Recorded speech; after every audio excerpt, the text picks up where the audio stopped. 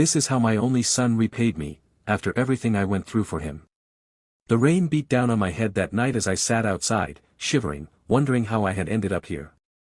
I was no stranger to hardship, but never in my life did I think the child I carried for 9 months, the boy I raised with my own hands, would one day throw me out like a stranger. As the gates of his mansion shut behind me, I asked myself, where did I go wrong? My journey with him began in poverty. His father died when he was just a little boy, and from that moment, the burden fell on me alone. I remember the mornings I would wake before the first cock crowed, tying bundles of firewood on my back to sell in the market. Some days, I would return with aching bones and only a few coins, but I never complained. As long as my son had something to eat, I was content. There were nights when he would sleep with a full stomach, but I went to bed with only water in my belly. I would pretend I wasn't hungry, just so he would eat the last morsel of food. I washed clothes for neighbors. I farmed small plots of land under the hot sun. Every drop of sweat was a prayer, every blister on my palms a sacrifice. And in the quiet of the night, when the whole village was asleep, I knelt by my mat and prayed. I prayed that my son would rise above the life I was living. I prayed he would never taste the same struggles that bent my back and drained my strength. I whispered to God, if there is any blessing left in this life for me, let it rest on my child. When he fell sick, I rushed him to the local healer, sometimes with nothing but borrowed money in my wrapper. I begged, I worked, I sacrificed, all because I wanted him to live a better life than mine. Many called me foolish for putting all my hope in one child. But to me, he was not just a son. He was my future. He was the only light I had. Slowly, I began to see my prayers answered. He was sharp, quick to learn, and eager to succeed. Teachers praised him. Neighbors admired him. Even when I couldn't afford all his school books, he borrowed, he shared, and he still came home with the best results. When the scholarship letter came, I wept. I held it to my chest and cried as though the heavens themselves had descended into my little hut. He hugged me and said, "Mama, one day, I will build you a house. You will never carry firewood again. You will never go hungry again. Mama, I promise you, your tears will turn into joy." I believed him. With all my heart, I believed him. He left for the city, and letters turned into phone calls. Each time I heard his voice, pride swelled in me. He worked hard, he grew, and soon he began to make a name for himself. Opportunities opened for him like doors I could never have imagined. He spoke of business partners, of contracts, of money. And then, one day, he told me he had met someone. A woman.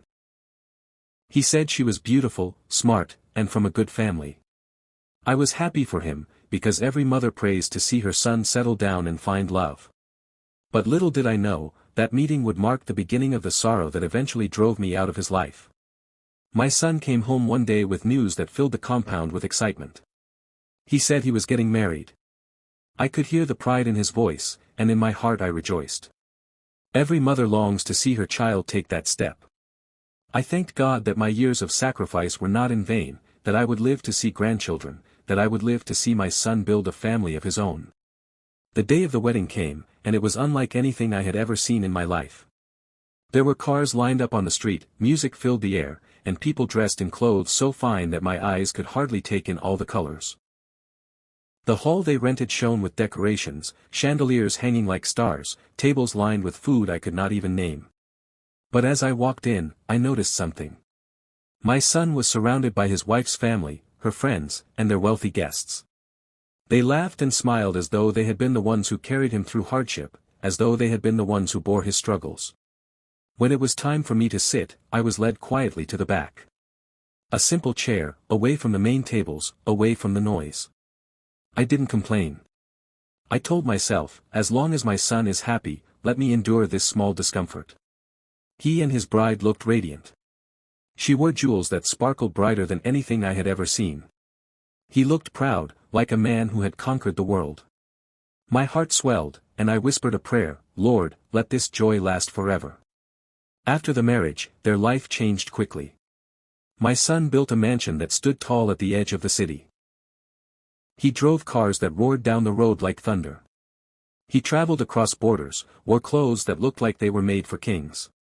His name began to spread. People called him successful, they called him great. Each time I visited, I marveled. I looked at the walls of his house, the shining floors, the gates so tall that even a bird would think twice before flying over.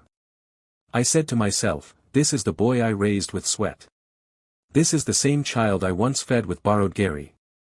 Truly, God answers prayers. But slowly, little by little, I noticed something. My son's wife began to change towards me. At first, it was small things, a look, a sigh, the way she spoke as though my presence was a burden. She would frown when I prayed in the morning. She would complain that I stayed too long when I visited. One day, I overheard her speaking to my son. She said, "Your mother is holding us back. She's always praying, always interfering. We need space. We need to build our own life without her clinging to us." Her words stung, but what hurt more was the silence of my son. He did not defend me. He did not tell her, "This is the woman who gave me everything." Instead, he sat quietly, nodding as if she spoke the truth. From that moment, I began to feel the distance grow. My calls to him went unanswered for days.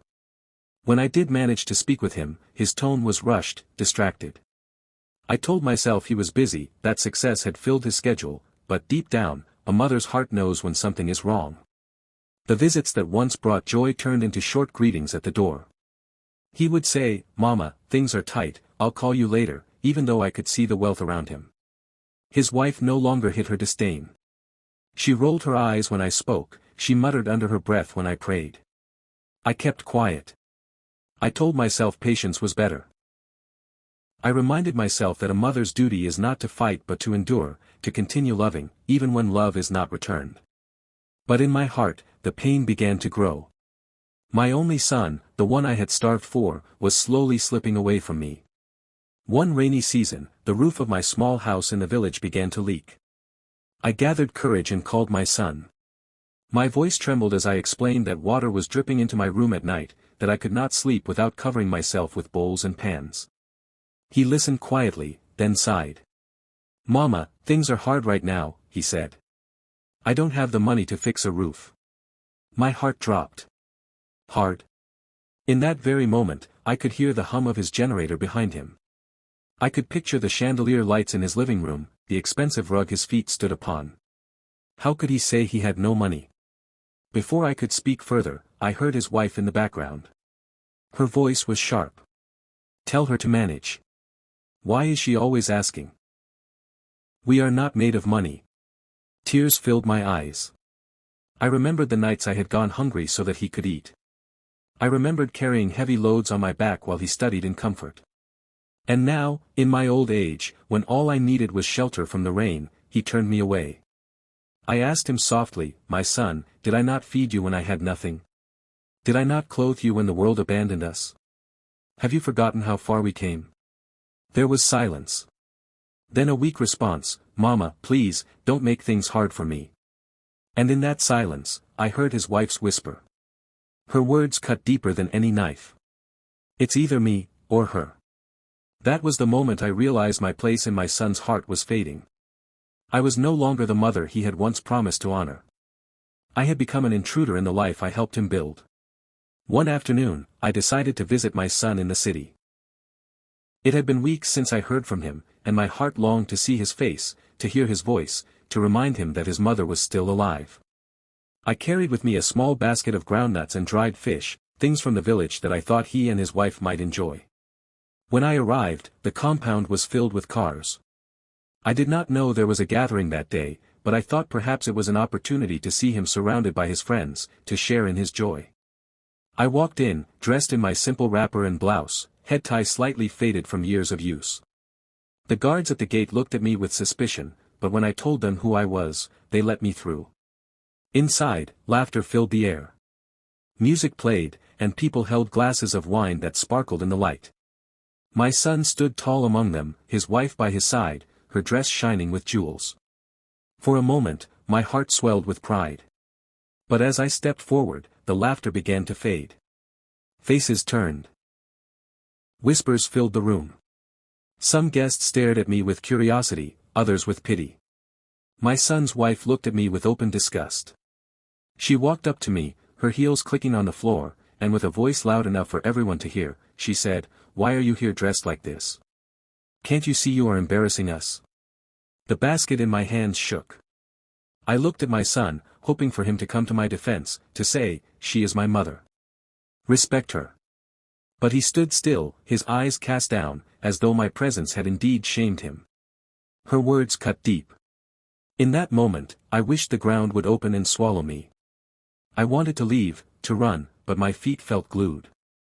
I forced a smile, held out the basket, and said softly, "I brought something for you." She pushed it back at me. The basket fell, and the contents scattered on the floor. Laughter erupted among some of the guests. My heart broke. I bent down slowly to pick up the pieces, tears burning my eyes, and whispered to myself, "Endure, just endure." But inside, a wound had opened that words cannot describe. Not long after that day, the unthinkable happened. I had gone again to see my son, to beg for just a little of his time, a little of his love. His wife met me at the door, her face hard. "You cannot stay here," she said. "We don't need you meddling in our lives. Pack your things and go back to your village. You don't belong here." I thought she was joking. I looked to my son, hoping to see the boy I once knew, the child who once clung to my wrapper. But instead of defending me, he nodded. He nodded. 2 guards were called. They took hold of my arm, dragging me out as though I were a thief. I cried out, "My son! Are you truly watching them throw me out? After all I have done for you? Is this how you repay me?" But he turned his face away. He did not speak. I stumbled as they pushed me out of the gates. My wrapper loosened, my slippers slipped off, and I fell onto the hard ground. The gates slammed behind me with a force that echoed in my chest. I sat there for a long time, rain falling, people passing by, some staring, some shaking their heads. My heart felt empty. The boy I carried for 9 months, the child I raised with sweat and tears, had cast me out like a stranger. That night, I found shelter under a small shed. I hugged myself, shivering, whispering prayers that came out as broken sobs. "God, you see me. You know the truth of my heart. If my son has forgotten me, do not forget me." From that day, life became harder than I ever imagined. I returned to my leaking house in the village. Each drop of rain that fell on me at night was like a reminder of my son's betrayal. I had thought wealth would bring comfort, but instead it had built a wall between us. Neighbors would ask, "Mama, how is your son in the city? We hear he is rich now." I would force a smile and say, "He is fine. God is helping him." But inside, my heart bled. There were days I had nothing to eat. I sat outside, staring at the road, hoping to see him walk down it, hoping he would remember the woman who gave him life. But the road remained empty. At night, I prayed. I prayed with tears streaming down my face. "Lord, you gave me this child. You saw how I struggled to raise him. I am not asking for riches, I am not asking for fame. All I ask is that he remembers me before it is too late." I lay on my mat, the sound of the leaking roof above me, my body weak, my spirit weary. I did not know what the future held, but I knew one thing: a mother's love does not die, even when her child has forgotten her. And as I closed my eyes, I whispered one last prayer: "God, fight for me. Show my son the truth, before his choices destroy him." In the city, my son's life that once looked so perfect began to change. At first, it was small things, business deals that did not go as planned, money that once flowed like a river beginning to dry up. He thought it was nothing, just a passing phase. But one by one, the doors that had opened for him started to close. The friends who used to gather around him slowly began to disappear. Men who once praised him for his success no longer returned his calls. Partners who had once bowed before him began to betray him. One of them, a man he trusted with his accounts, vanished overnight with a large sum of money. My son was left shocked, betrayed, and broken. But he could not bring himself to come back to me. Pride held him back. Even as the cracks widened in his life, he refused to remember the woman who had once carried him when he had nothing. He tried to keep up appearances. He still wore fine clothes, still drove his cars, but deep down he knew his wealth was slipping away. The contracts were gone, the trust was gone, and the fortune he thought would last forever was now shaking beneath him. At night, when the house grew silent, he began to feel an emptiness. He remembered the days I would pray for him, the days I would encourage him when all seemed lost. But instead of reaching out, he buried his feelings, hoping things would somehow turn around. It was during this time of struggle that the true nature of his wife was revealed. When the money was plenty, she was sweet, smiling, standing proudly by his side. But as soon as hardship set in, her smile turned into scorn, her love into contempt. One evening, when he came home worried and tired, she met him with harsh words. "I did not marry you to live like this," she said. "Where are the parties, the travels, the gifts? What happened to the man I married?" He tried to explain, he tried to tell her that business was not always smooth, that he just needed time to recover. But she would not hear of it. She began to spend more time outside the house, more time with people he did not know. She no longer cared to hide her disdain. Then came the final blow.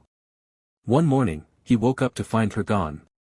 She had taken her jewelry, her clothes, and even some of his remaining money. She left behind only a short note: "I cannot waste my life with a man who has nothing left." My son collapsed on the bed, the note trembling in his hands. The woman he had chosen over his own mother, the woman he defended while I was cast aside, had abandoned him when his wealth dried up. It was in that emptiness, in that deep pain, that my son finally began to understand. He remembered my words, the words I spoke through tears: "A mother's blessing builds, a mother's curse destroys." He realized then that the prayers he once despised were the same prayers that had carried him to where he had been. And without them, he was falling, fast and hard. News reached him that I had fallen ill, that my body had grown weak from the struggles and loneliness of the village. For the first time in a long while, his heart shook with fear. Fear not just of losing me, but of losing the only person who had truly loved him without condition. And as he sat in the emptiness of his mansion, with his wife gone and his wealth crumbling, he whispered to himself, "I must find my mother, before it is too late." My son did not wait. He packed a small bag and traveled down to the village, his heart heavy with shame, his eyes burning with regret. The road that once seemed too far for him to return on was now the only path left. When he arrived, the sight before him broke him completely. His mother, the woman he had once promised the world, was lying weak on her mat. The leaking roof still dripped water in the corners of the room, her clothes were old and faded, her body frail from years of suffering. Tears filled his eyes as he knelt beside me. For the first time in his life, he felt the weight of his choices. He held my hand and whispered through sobs, "Mama, I have failed you. I turned away from you when I should have held you close. I chose others over you. Please, Mama, forgive me." I opened my eyes slowly. My voice was faint, but my love had never died. I looked at him and said, "My son, why are you crying? Did I ever curse you? No. Even when you pushed me away, I prayed for you. Even when the gates closed against me, I lifted my hands to heaven for you.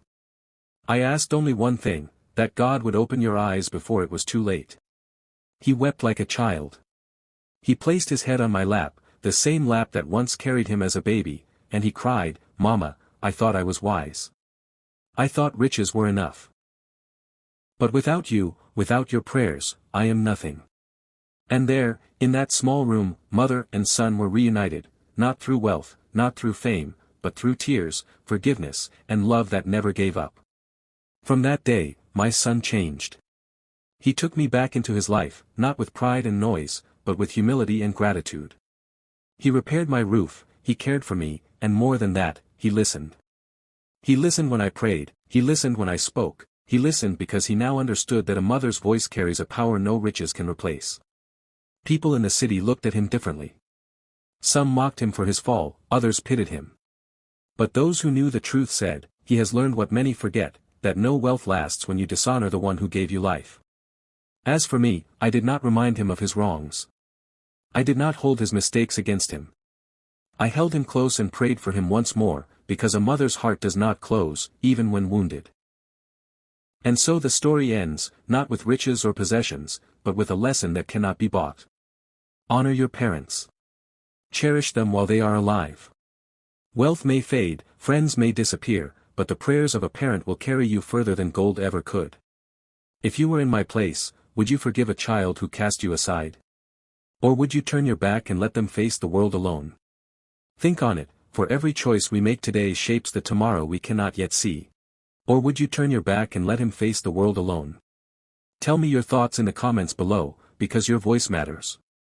And if you love stories like this, real lessons from African tales and life itself, make sure you subscribe, so you never miss the next one.